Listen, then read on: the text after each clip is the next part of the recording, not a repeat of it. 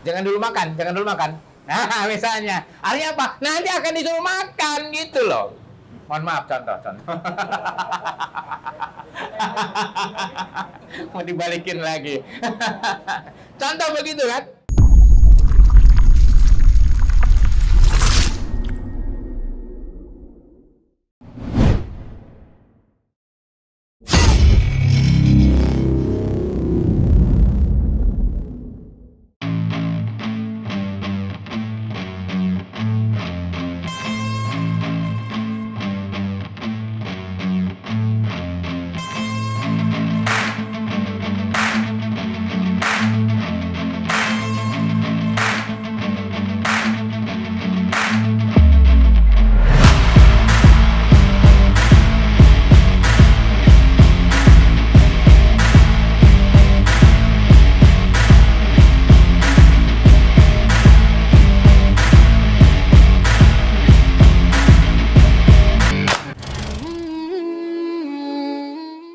Bismillahirrahmanirrahim. Assalamualaikum warahmatullahi wabarakatuh. Alhamdulillahilladzi ja'ala hadzal yawm wa nazzala al-Qur'an hudan lin-nas wa bayyinatin minal huda wal furqan khairan ni'am ahmaduhu wa syukuruhu ala kamali ihsani wa huwa dzul jalali wal ikram wa as'alul hidayah wal maghfirah ala ridqiyat lidinihil Islam. Asyhadu an la ilaha illallah wahdahu la syarikalah wa asyhadu anna Muhammadan abduhu wa rasuluhu la nabiyya ba'da. Allahumma rabbi israh sadri wa yassir li amri wahlul 'uqdatam min lisani yafqahu qawli amma ba'd. Qala Allah ta'ala fi kitabihil karim a'udzu billahi minasy syaithanir rajim. Alif lam mim. Ahasiban nasu ayyutraku ayyaqulu amanna wa hum la yuftanun. Shadaqallahul adzim. Alhamdulillah, kita panjatkan puji dan syukur kepada Allah Subhanahu wa taala dengan segala limpahan kasih sayang, rahmat dan karunia-Nya kita bisa kembali berkumpul di tempat ini dalam keadaan sehat walafiat. Ya. Salawat serta salam senantiasa terlimpah curah kepada junjungan alam Nabiyana wa Habibana Muhammad sallallahu alaihi wasallam, pada keluarga, kerabat, sahabat, para tabi'in, para tabi'-tabi' dan tentu saja seluruh pengikutnya yang setia menjalankan risalahnya hingga hari kiamat. Alhamdulillah, bahagia sekali rasanya saya bisa hadir di tengah-tengah bapak-bapak, para pecinta ilmu, pecinta kajian, pecinta ta'lim. Wabil khusus ini menjadi tempat, sekalipun ini tempat yang namanya Kafe Senada, seblak naik daun. Tetapi di malam ini menjadi malam yang spesial. Ya, aktivitas niaga, aktivitas bisnis dihentikan sementara, diganti dengan kegiatan ta'lim, kegiatan yang tentu saja akan mendatangkan berkah. Suaranya balapan, wajar ya. Sampingnya rel kereta api masalahnya, nggak bisa dihentikan. Masya Allah, Rabbi. Ya, mudah-mudahan ini menjadi keberkahan khususnya buat saya, umumnya bagi para jamaah yang memang rutin ikut dalam kajian di Kafe Senada ini. Ya, seblak naik daun. Ya, biar diulang-ulang, biar inget ya. Nggak ada kafe ini kita nggak bisa ngumpul. Ya. Jamaah yang dirahmati Allah Subhanahu wa taala, saya ingin mencoba menghadirkan kaitan dengan perbincangan atau obrolan kita. Apa tagline-nya? Ngopi, ngobrol, ngaji. Cakep sekali. Ya. Sudah ada di hadapan kita. Kata orang Jawa, jangan percaya sama orang Sunda.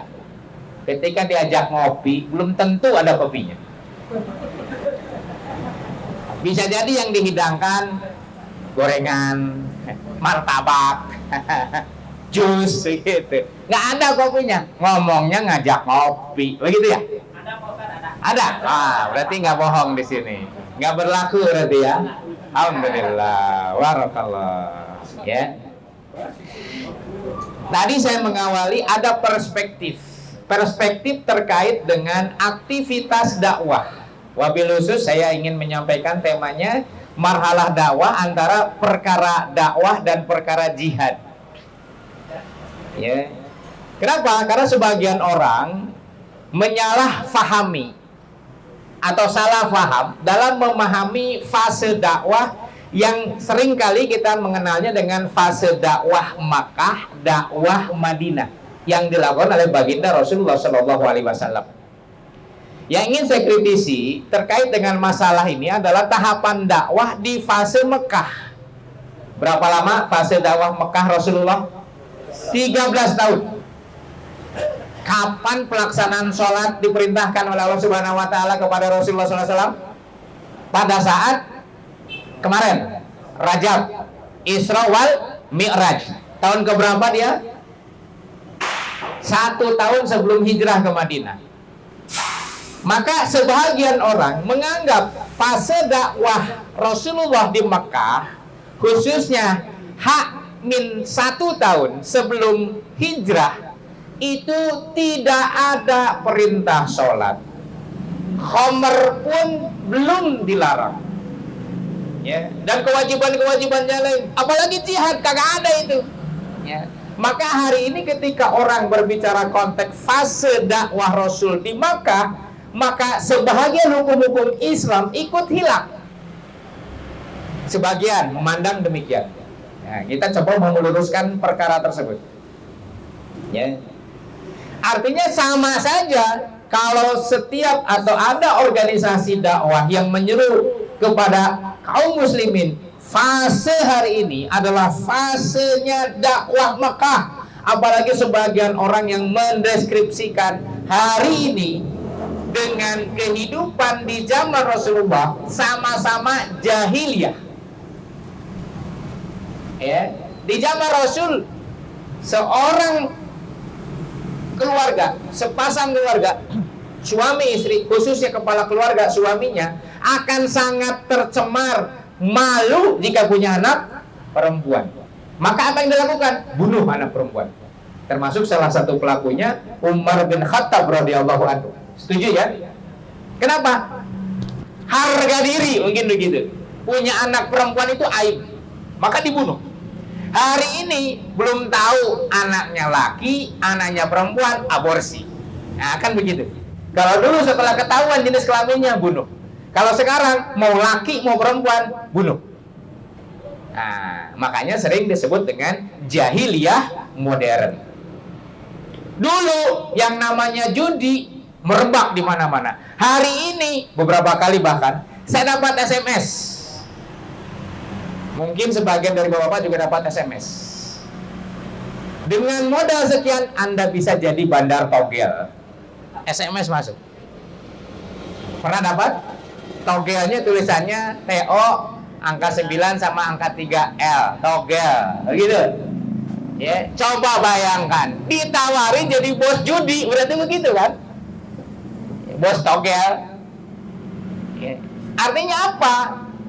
Judi kembali marak. Makanya wajar jika kemudian disebut jahiliyah modern hari ini.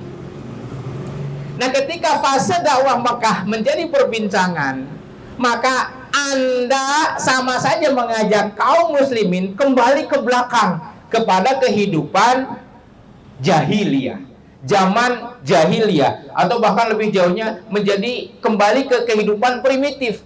Sepertinya begitu. Biar lebih kuat impresinya, seperti kita kembali ke zaman batu begitu. Kalau ngomong fase dakwah Mekah, seolah-olah begitu.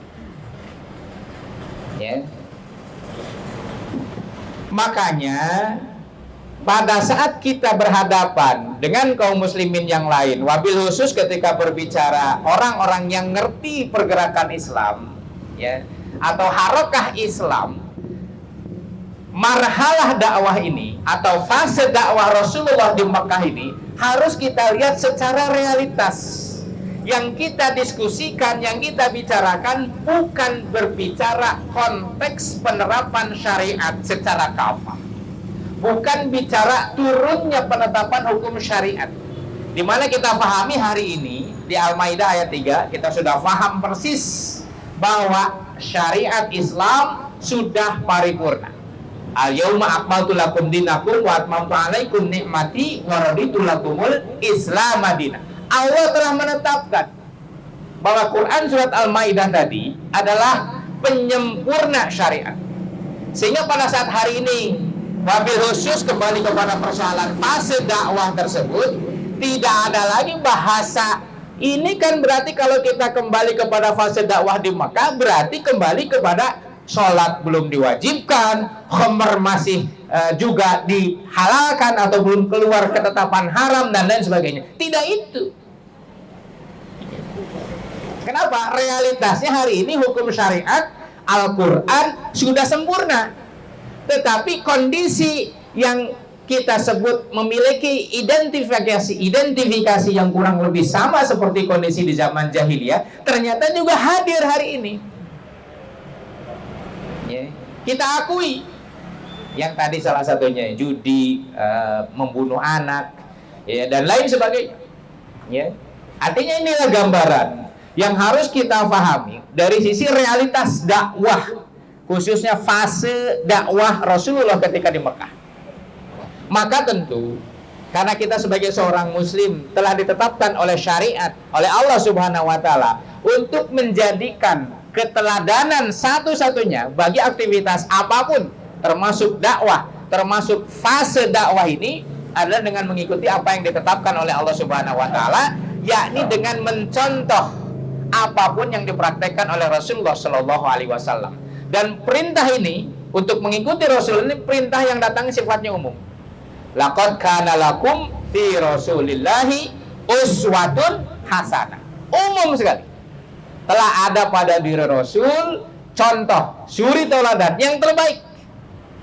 Ya, tentu maksudnya apa? Kalau kita mau melakukan apapun, tengok Rasulullah Shallallahu alaihi wasallam.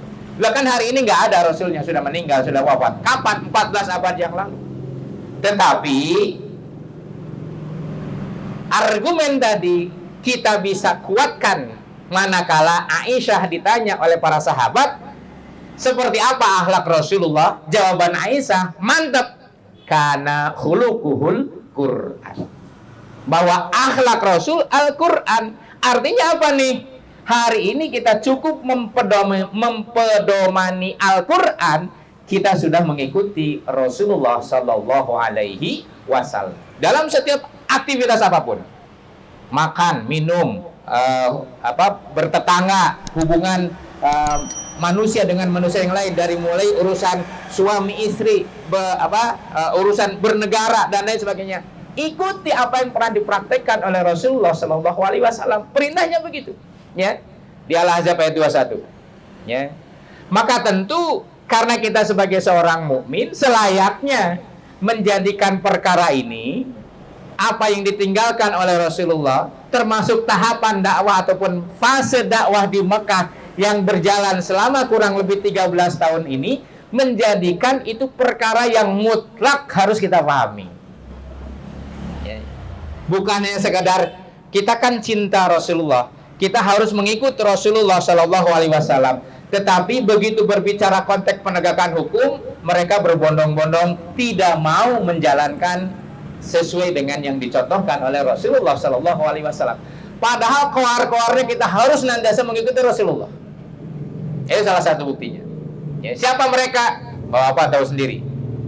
Ya, bibirnya mengucapkan demikian, tetapi faktanya mereka tidak pernah mau secara kafah menjalankan apapun yang dicontohkan atau diperintahkan oleh Rasulullah Sallallahu Alaihi Wasallam. Ya, maka proses fase dakwah, baik fase dakwah di Mekah, fase dakwah di Madinah, sebagaimana yang barangkali Bapak-bapak sudah ketahui, baik di kitab-kitab sirah ataupun di kitab-kitab muktabar yang lainnya atau kitab-kitab yang biasa dikaji di dunia pesantren, semuanya mengarahkan kepada kita bagaimana bekal yang pernah dipraktekkan oleh baginda Nabi mampu kita jalankan dalam kehidupan kita hari ini. Tentu bukan dengan semangat dimodifikasi, dimodernisasi, tidak. Semangatnya adalah dalam bahasa, mungkin bahasa komputer, ya, hanya di copy paste, atau bahasa WhatsApp copy paste begitu saja. Ya. Apa buktinya? Nah, ini penting, ya. Di antaranya perkara jihad. Ya, kalau tadi disebutkan jihad ini adalah perkara yang tidak diwajibkan karena kita dalam fase Mekah dan jihad baru muncul setelah Rasul hijrah ke Madinah, ini yang akan kita coba kritisi. Benarkah seperti itu? Ya. Apa buktinya? Ini salah satu yang mungkin cukup familiar bagi sebagian orang yang memang sudah menceburkan aktivitasnya dalam dunia harokah Islam atau pergerakan Islam. Ketika terjadi Bayat Aqobah yang kedua, Bayat Aqobah yang kedua ini dengan datangnya utusan 70 orang kurang lebih, ya, yang datang dari kota Yathrib, ya, kota Madinah. Ya. Mereka berbaiat kepada Rasulullah Shallallahu Alaihi Wasallam. Setelah selesai mereka berbaiat, Bayat Aqobah di Aqobah, ya, kemudian mereka melihat situasi dan kondisi masyarakat jahiliyah pada masa itu. Lantas mereka bertanya kepada Rasul, "Ya Rasul, tidakkah kita perangi mereka ini?" Apa jawaban Rasul? Jawaban Rasul sederhana. Lam nu'mar bidalik. Kita belum diperintahkan untuk melakukan itu. Rasul tidak mengatakan kita belum siap atau kita tidak akan melakukan itu, bukan. Tapi lam kalimatnya. Kalau tidak, la. Ya, tapi lam bermakna kita belum atau belum diperintahkan. Lam nu'mar, kita belum diperintahkan untuk melakukan itu. Apa yang dimaksud? Memerangi orang kafir. Artinya apa? Makna belum, suatu saat ketika tiba waktunya akan diperintahkan berperang. Maknanya begitu. Jangan dulu makan, jangan dulu makan. Nah, misalnya, artinya apa? Nanti akan disuruh makan gitu loh. Mohon maaf, contoh. Mau dibalikin lagi. Contoh begitu kan? Belum diperintahkan untuk makan, jangan makan, begitu kan? Begitu, silahkan dimakan. Baru, misalnya begitu kan, hajar sampai habis begitu. Ya, ini indikasi yang pertama. Ketika perintah belum turun, Rasul tidak berani mendahului ketentuan dari Allah Subhanahu wa taala. Dengan kalimat lam nu'mar bidzalik mengandung qarina suatu saat akan diperintahkan. Namun hari ini perintah itu belum turun. Begitu. Ya. Maka ini yang harus juga kita pahami. Padahal di masa itu, khususnya kita bicara orang-orang Yathrib, Aus dan Khazraj, siapa mereka? Orang-orang Arab jahiliyah sebelum masuk Islam, ya. Kerjaan mereka itu ngapain? Perang. Ya, 7 turunan, 8 tanjakan, 10 belokan, misalnya. Perang kerjaannya. Ya, jadi nggak pernah berhenti itu. Ya, bukan hanya 7 turunan. Ya. Sampai belokan-belokannya mereka perang kerjaannya. Artinya apa? Kalau Rasul katakan serang, habis itu orang Mekah. Masalah menang kalah itu urusan strategi. Ya. Apa bahasanya? Gas dulu, minta maaf belakangan, begitu. Nah, ngomong perang kepada orang-orang Aus dan Khazraj, ini Anda menyepelekan kami, mungkin begitu bahasanya, gitu ya. Tetapi Rasul tidak demikian. Lam nu'mar bidzalik. Kita belum diperintahkan untuk berperang. Nah, berikutnya, ini qarinah yang juga harus kita ambil. Dalam sirah Rasulullah Shallallahu Alaihi Wasallam, berikutnya setelah turun perintah fasda bima tu'maru wa'arid anil musyrikin, maka fase dakwah terang-terangan masih di Mekah dijalankan oleh Rasulullah Shallallahu Alaihi Wasallam. Yang tadinya dakwah secara siriyah dari rumah ke rumah, sembunyi-sembunyi, ya dulu ya bukan di kafe begini dakwah ini, ya dulu ya dari rumah ke rumah, Kang Yos, yuk ngaji, gitu dulu, ya.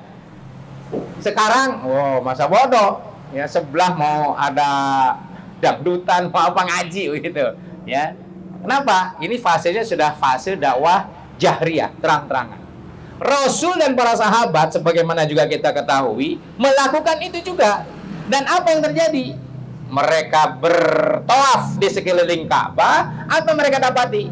Mendapatkan apa yang disebut kalau hari ini kriminalisasi. Apa yang dilakukan Rasul? Tetap menahan para sahabat untuk tidak melakukan tindakan fisik. Ini persoalannya. Sabar, sabar. Bahkan kita tahu bagaimana Yasir dan Sumayyah. Mereka adalah orang yang syahid pertama kali di dalam fase Makkah. Apa yang mereka dapatkan dari Rasul tidak ada kecuali sabrun ala Yasir. Bersabarlah wahai keluarga Yasir. Tidak ditolong, tanda petik. Padahal kalau bicara tadi ya, bahasa orang Karawang mungkin ya, sirem ditincak terus, ngegel sirem deh gitu. Sekalipun bakal paeh. Kan itu kan? Melawan artinya gitu loh. Ya. Tong cicing wae gitu bahasana. Ya.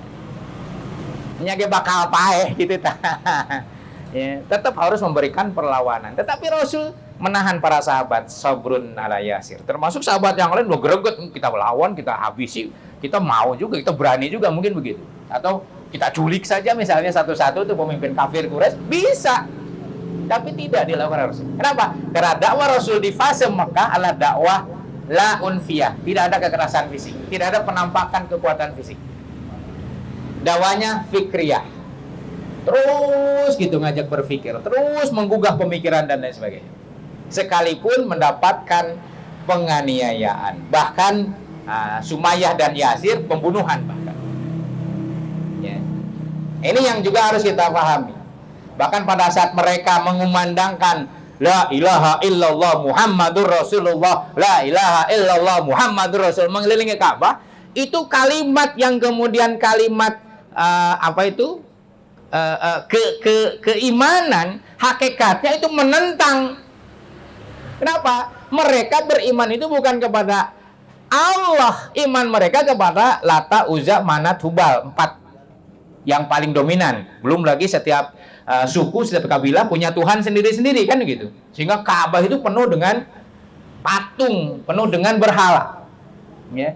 Tetapi begitu para sahabat melakukan itu, tibalah saatnya orang-orang kafir benci. Kenapa? Di saat kami, tanda petik, ya bukan saya tentu saja. Ini maksudnya orang-orang kafir di masa itu. Di saat kami menyembah berhala dalam jumlah yang banyak, kalian ngomong malah Tuhan itu harus satu. Kurang ajar, lempari, barikade, bakar, segala macam. Termasuk Abu Bakar dipukuli, dan lain sebagainya. Tetapi tetap mereka semuanya dalam keadaan bersabar mengikuti perintah Rasul. Dulu zamannya 212. Satu komando, dengarkan ulama, begitu. Ya. Dengarkan Rasul, sabar. Padahal mereka semuanya sudah greget. Tangan mereka sudah mengepal siap meninju orang-orang yang melakukan tindakan kriminalisasi tadi. Ya, ingat ya, menang kalah urusan lain, melawan dulu, begitu. Dan itu fitrah. Betul ya? Tapi fitrah dikalahkan dengan perintah baginda Rasul. Tenang. Udah greget itu para sahabat. Kalau Rasul ngomong aja, serang, wah ramai itu. Ya. Ini kaitan kenapa saya mengangkat masalah ini, kaitan dengan ada sebagian tokoh yang ngomong, ya. Kok ngomong doang bisanya? Ngomong mulu, kapan aksi turun ke jalan? Ayo kuasai gedung DPR seperti 98. Itu kan?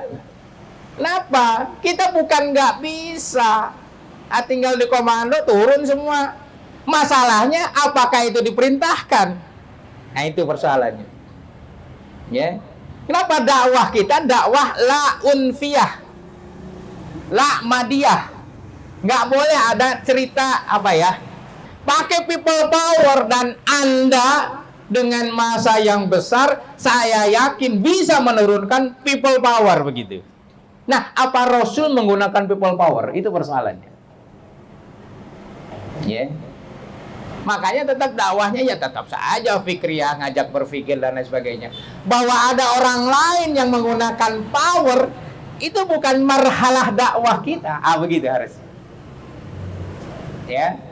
Bahwa ada konsep antorikil ummah, menggunakan jalan umat, maknanya agar umat bangkit kesadarannya, bukan turun ke jalan seperti konsep people power. Karena konsep people power bukan konsep Islam, bukan cara Rasulullah Sallallahu Alaihi Wasallam. Nah, ini penting ya, marhalah ini harus kita pahami. Ya. Kembali kepada persoalan ketika Rasul dan para sahabat berkeliling Ka'bah atau tawaf dan kemudian mendapatkan kriminalisasi, dilempari, dibarikade dengan api dan lain sebagainya. Ya. Dan selama fase itulah, sekali lagi kita menyebut adalah fase dakwah di Makkah. Ya. Penyiksaan semakin masif dan lain sebagainya, tetapi tidak menyurutkan dakwah yang dilakukan oleh Rasulullah Sallallahu Alaihi Wasallam. Nah, artinya apa nih? Secara kelompok Rasulullah tidak mengerahkan, kalau begini kita nggak boleh diam saja, kita lawan, tidak begitu kalimatnya. Rasul saat itu bukan kepala negara. Rasul saat itulah hanya pemimpin kelompok. Di dalam beberapa literatur disebut Rasul ini hanya menjadi pemimpin bagi kelompok Rasul. Sering disebut dengan Hizbur Rasul, kelompok Rasul, atau Hizbul Muhammad, kelompoknya Muhammad, pengikutnya Muhammad. Para sahabat disebutnya begitu oleh orang-orang kafir Quraisy. Satu yang harus saya sampaikan, dalam kondisi yang lain, ketika Sa'ad bin Abi Waqqas melaksanakan sholat, diganggu oleh seorang kafir Quraisy. Apa yang dilakukan Sa'ad bin Abi Waqqas? Ambil tulang unta, dipukulkan kepada orang kafir Quraisy tadi. Sebahagian riwayat menyebutkan sampai mati itu orang kafir Quraisy. Berita itu sampai kepada Rasul. Apa tindakan Rasul? Takrir, mendiamkan. Diamnya Rasul bimana menyetujui apa yang dilakukan oleh sahabat yang lain. Artinya apa nih? Dalam kapasitas sebagai pemimpin gerakan Rasulullah, Hizbul Rasul, Hizbul Muhammad, tidak pernah menyetujui, mengarahkan, memerintahkan untuk melakukan tindakan fisik. Tetapi dalam kapasitas individu, hal itu didiamkan oleh Rasulullah SAW. Apa maknanya? Ada satu hadis. Ya. Man mata duna malihi fahuwa syahid. Waman mata duna nafsihi fahuwa syahid. Waman mata duna dinihi fahuwa syahid. Barang siapa yang mati karena mempertahankan harta, mempertahankan jiwa, atau mempertahankan agamanya, maka orang yang mempertahankan agama, harta, dan jiwanya tadi, dan kemudian mati, maka pahalanya syahid. Hari ini kita lagi lewat ya ke negeri yang tempat jin buang anak, misalnya begitu ya. Harta atau nyawa, atau kan bukan begitu kan? Kita akan berantem, apalagi hanya bersenjatakan pisau kecil gitu. Kita pedagang golok misalnya begitu. Dia mau ngerampok, golok kita keluarin semua begitu ya.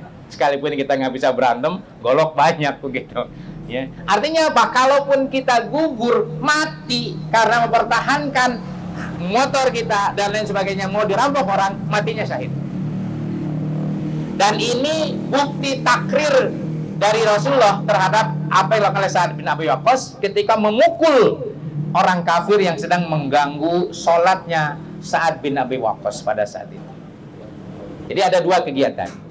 Secara kelompok Rasulullah Shallallahu Alaihi Wasallam tidak pernah menggunakan cara-cara kekerasan, cara-cara fisik, tetapi secara individual, tidak peduli apakah yang melakukan kezaliman, penyiksaan, atau bahkan tadi perampok yang mau mengambil harta kita, semampu kita, karena kita mau dizalimi, ada tuntunan syariat, lawan kalau bisa.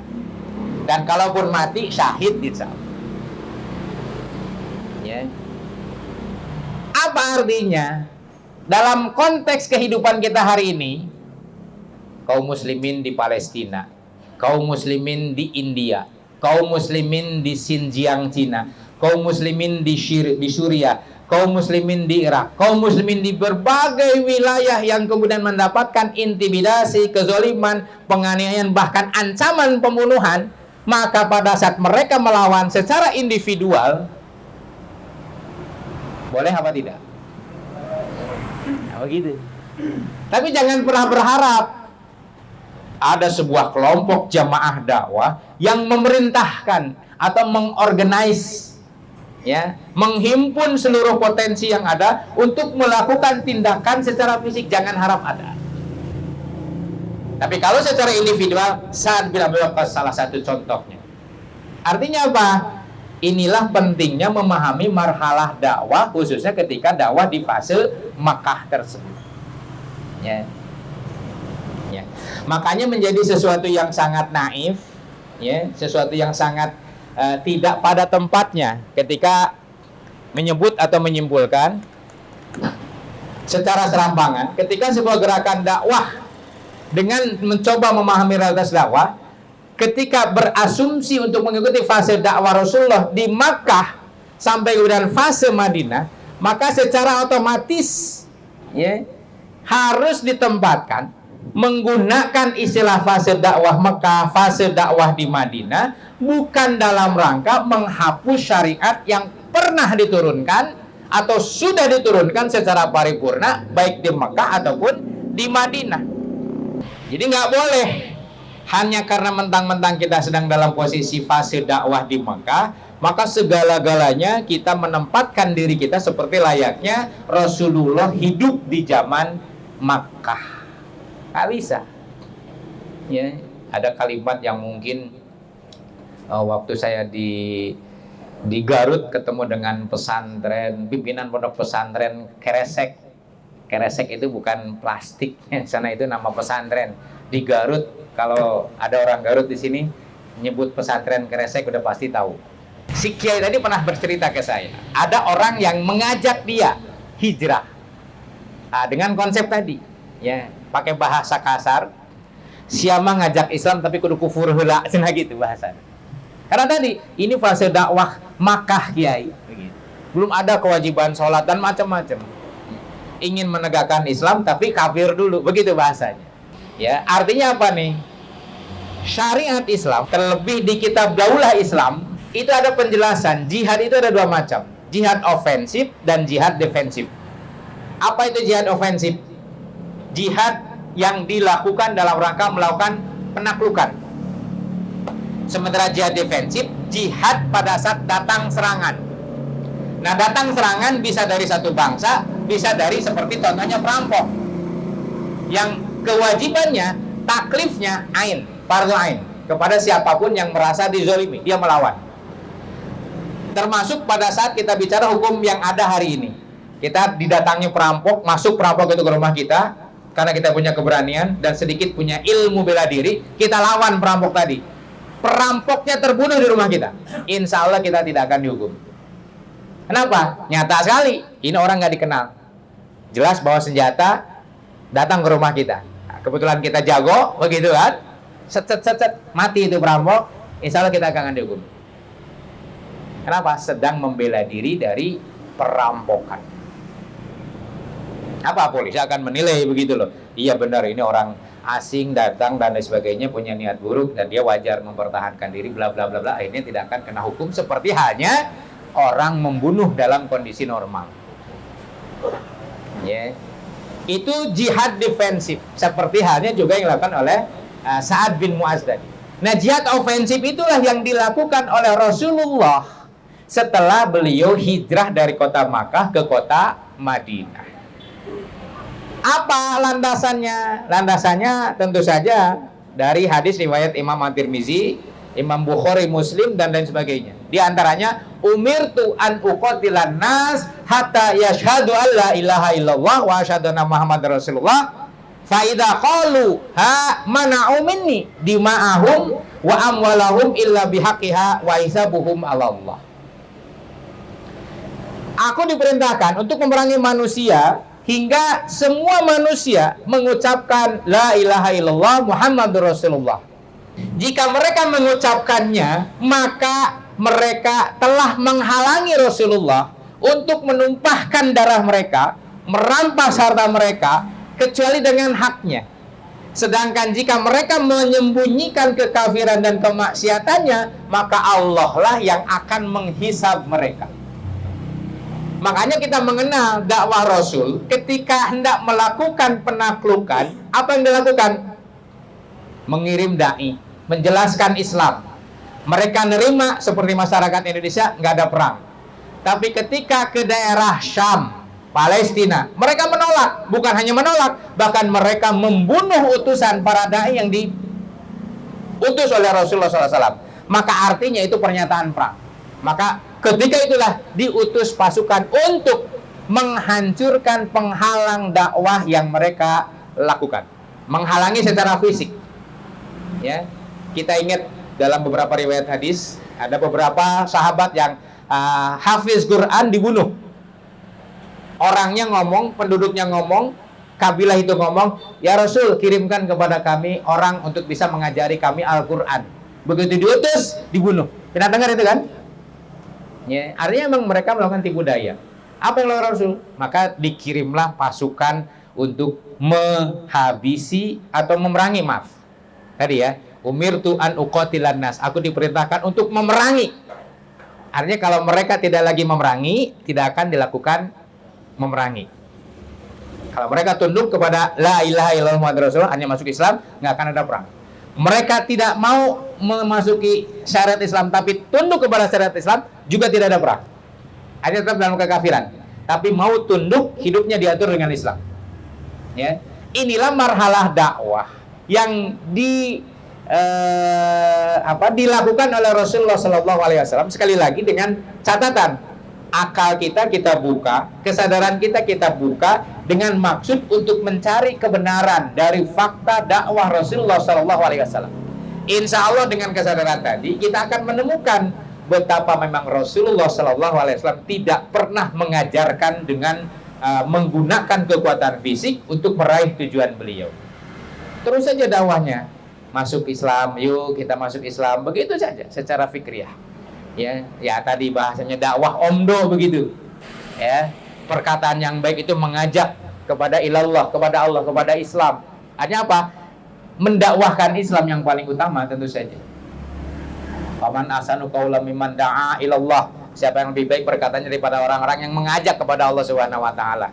Nah, inilah gambaran para hadirin sekalian terkait dengan persoalan-persoalan yang barangkali sebahagian orang sekali lagi nyinyir kepada aktivitas dakwah, wabil khusus ketika kita berusaha menegakkan fase dakwah sesuai dengan marhalah dakwah, sesuai dengan tahapan dakwah yang pernah dipraktekkan oleh Rasulullah SAW. Ya, jadi ini gambaran. Ya, selama kita mau membuka diri, melihat kenyataan, mengkaji sirah, membaca kembali bagaimana syariat Islam di bawah kendali Rasulullah SAW berhasil ditegakkan, kita akan ketemu dengan satu kenyataan, fase dakwah Rasul itu adalah seperti ini. Ada aktivitas dakwah secara fisik, pengerahan kekuatan secara fisik dilakukan oleh kelompok, tidak ada. Tapi ketika individu dianiaya, ada kekuatan fisik yang memungkinkan dilakukan, tafadhol. Kalau berani, kalau sanggup, ya. Ini yang harus kita paham. Jadi ada dua kegiatan, ya. Tapi yang namanya dakwah bisa dilakukan oleh individu, terlebih jika dilakukan oleh kelompok. Tapi untuk urusan menggunakan kekuatan fisik, kelompok dipimpin oleh Rasulullah tidak pernah menganjurkan sama sekali untuk menggunakan kekuatan fisik. Hatta sekedar menahan dari kezaliman. Ya, misalnya hari ini banyak ditangkapi pimpinan-pimpinan organisasi yang salah satu yang cukup viral kemarin, Dr. Sunardi di Solo yang diindikasikan terduga teroris langsung ditembak mati sama Densus 88. Kan begitu kan? Apa yang harus kita lakukan? Sabar ya keluarga Dr. Sunardi, hanya itu. Ya, sebagai sebuah kelompok dakwah. Itu ya, tidak boleh menganjurkan melawan. Sabar sudah. Demikian yang bisa saya sampaikan. Nah sekarang, saya pun sekarang siap komando kita Ya. langsung berangkat di DPR. Saya Ya. siap. Ya. Saya siap. Ya. Ini saya komando dari siapa nanti? Ya.